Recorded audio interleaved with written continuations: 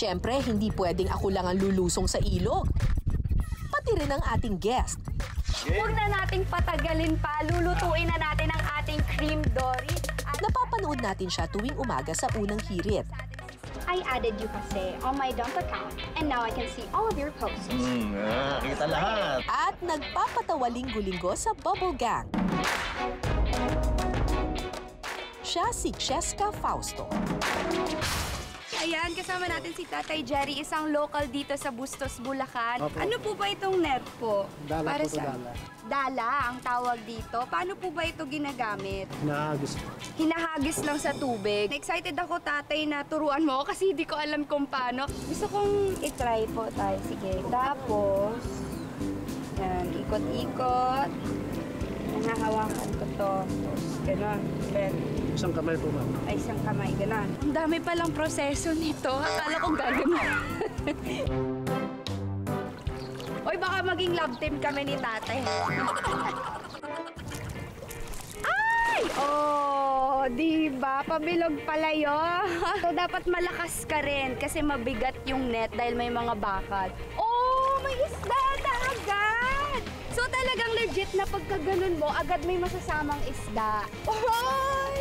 Ilang isda kaya? 1, 2, 3. Kunin natin yung isda. Ayan. Ay! Wait lang!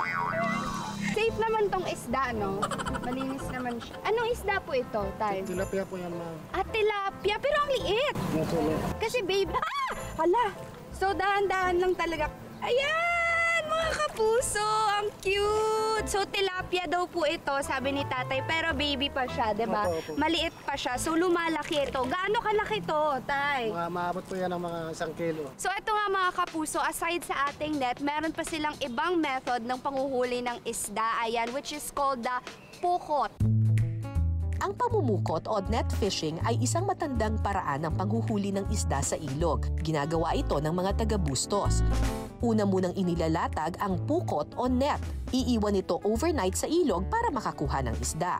So tinanim na yun ni Tatay hapon, pwede na natin siyang kunin. Eto na nga ang pukot. Ayan oh. Ang laki naman ito, Tay. Ay, ang laki niya, Tay. Ay! Ay! Hold on. Hello, ang lakas nila. Ay! Ayan, mga kapuso, ang laki niya. Tignan nyo. Tapos ang lakas nila. So talagang paggaganon niya sa mukha mo. Wait lang. Wait lang. Ayoko, Tay. Ikaw na lang. Gumaganon. Naawa ako. Gumaganon-ganon siya. Yung isa na lang. Ayan, ito na lang. Ang dami talaga. Buhay. Oy, grabe oh, ang dami. Doon oh, hanggang doon sa dulo. Tas lahat buhay. So this is a sign, magsasabaw tayo. Buhay pa siya oh. Oh my God, nawala na siya, kuy! Ay, hindi, andyan siya. Ito ba yun? Okay, ayan na. The one that got away. Okay. Eto na nga mga kapuso, mga nahuli nating isda. Kaya ready na nating iluto ito. Nakugutom na ako. Let's do this! Na syempre hindi magpapatalo ang ating nahuling isdang roho kanina. Fresh na fresh. At syempre makakasama natin si Ate Angie. At tuturuan niya tayong magluto ng paksiw na roho.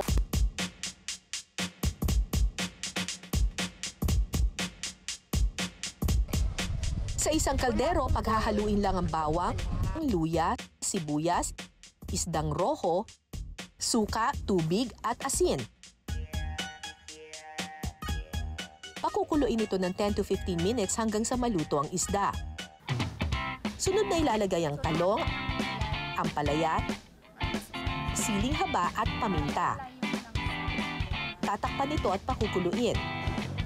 Pagkatapos ng 10 minuto, Luto na ang ating paksiw na roho. Ay, perfect! O, ayan, tikman na natin.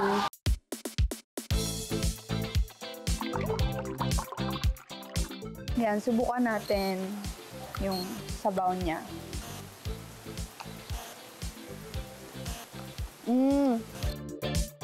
tinik ang roho pala talaga. Pero ayun, ang lambot. So, tatry natin siya. Pero ayun, sinip-sip ko, okay naman. Wala namang tinik. Ayan. So, with rice. Parang parang bangus lang. Yung lasa ng roho. Ayan, masarap.